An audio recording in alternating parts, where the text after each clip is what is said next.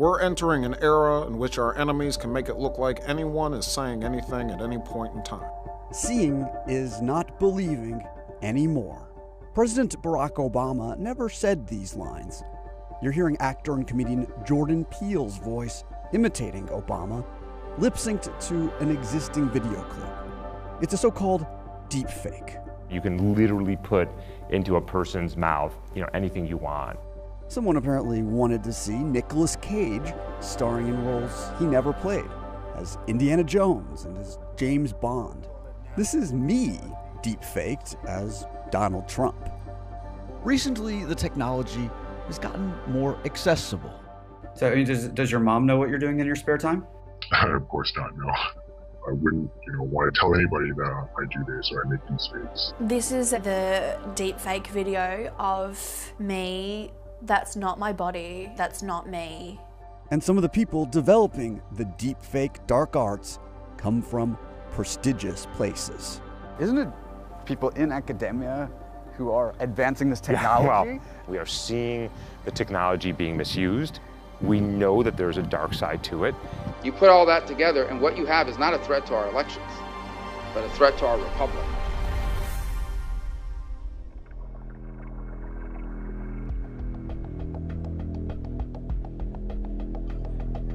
We're at UC Berkeley, here to see Hani Farid, one of the foremost experts in the world when it comes to computer forensics. Farid has spent the past 20 years of his career identifying doctored images. Now he's trying to find ways to detect deepfakes. If you can change visual images, you can change history. And there's something very powerful still about seeing something in terms of changing people's beliefs. Changing photos and history used to be tedious and technical. In this photo, Stalin had a secret police official removed from photos when he fell out of favor.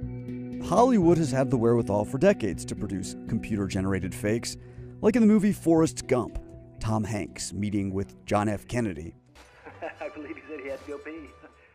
Now fast forward to where we are today in the last few years, we've seen a whole new generation of fake content. Neural networks, machine learning, artificial intelligence technologies being adapted to synthesize for you fake content. It's that we've democratized access to incredibly powerful software. Almost anyone can do it. Almost anybody can do it, and that's a game changer.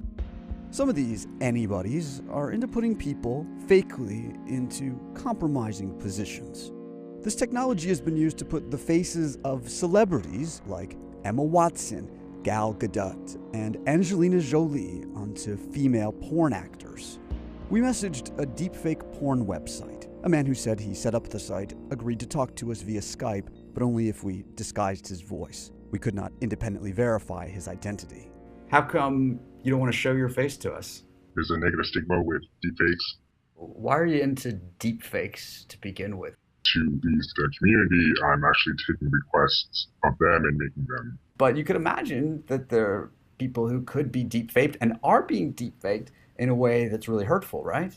When you're doing this, is there any part of you that puts yourself in the mind of a celebrity who finds out that she's been deepfaked? I think that this content, people are going to make it regardless. It's not only celebrities that are getting deepfaked this way. Noelle Martin was an 18-year-old student in Sydney, Australia, when she first became a victim of what she calls morph porn. This is the deepfake video of me performing oral sex on a man. That's not me. I don't know who the man is. I don't even want to look because I'm pretty sure there's probably some more. Oh my God. This is a new one. So that says to me that they are still targeting me. Over the past 6 years, Martin has found dozens of doctored images and videos of herself. She has no idea who's responsible for them. I mean, I just can't explain the level of violation and also shame that I felt, because in the beginning I kind of blamed myself. Hi Mom, hi Dad. Martin went to the police, but they said they couldn't help her at that moment. At the time, there was no law making doctored visuals a criminal offense. And for a long time, she felt so ashamed that she didn't even share what had happened with her parents. I think it was something that was difficult to actually talk to you guys about. If there's an assault or something, you know, we'll know how to deal with it. This is, you don't know who the hell is the perpetrator here. I think I felt helpless. It frightens me. I tell you, it frightens me. And I know the law, I practice the law here, and I still don't know what the hell to do. In the meantime, the fakes are getting ever more sophisticated. So there's a lot happening very, very quickly right now. Fareed shows us the cutting-edge research that's been publicly discussed in the field. The newest iterations of fake videos are not only headshots that are being manipulated, but actually full-body manipulation. And one of these fake videos includes me. I'm not a very good dancer. Let's just say I'm no Bruno Mars. Well, actually, I can be. Detector Pose software scans Mars' movements and then renders my video to make my limb movements match his. The dance video was synthesized by 3 Berkeley students and overseen by a computer science professor. So what you do is you feed into the system a whole bunch of images of the person you want to retarget on the right. You have somebody who is the puppet master on the left, and it synthesizes whatever you want. And then I superimpose into that a voice synthesis of President Putin, President Trump, whomever it is. And now you've got some very powerful technology.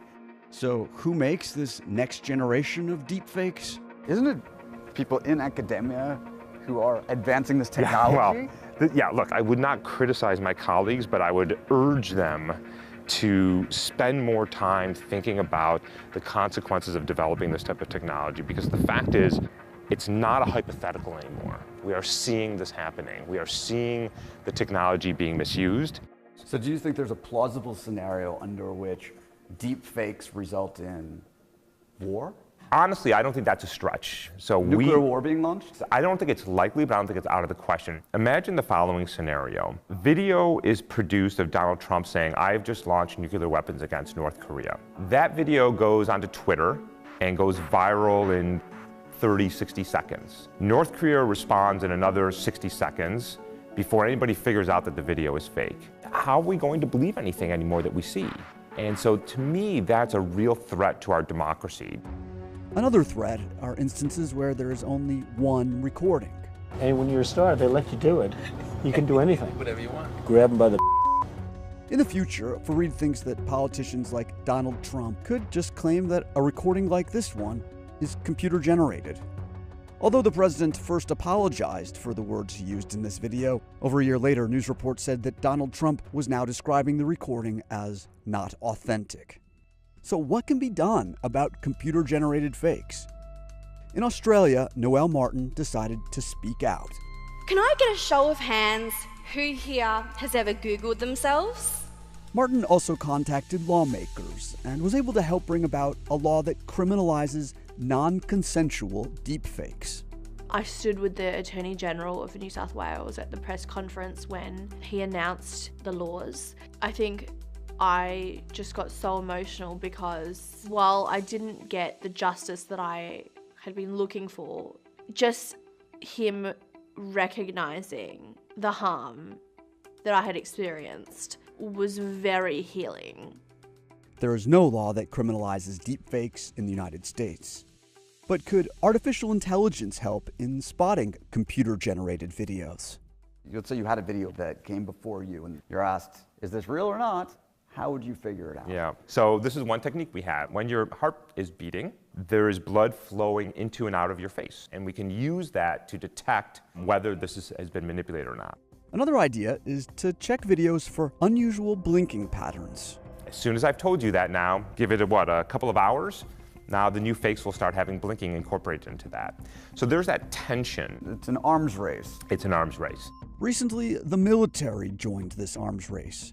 Fareed is part of a research program financed by the Pentagon to find new forensic methods to uncover computer-generated fakes.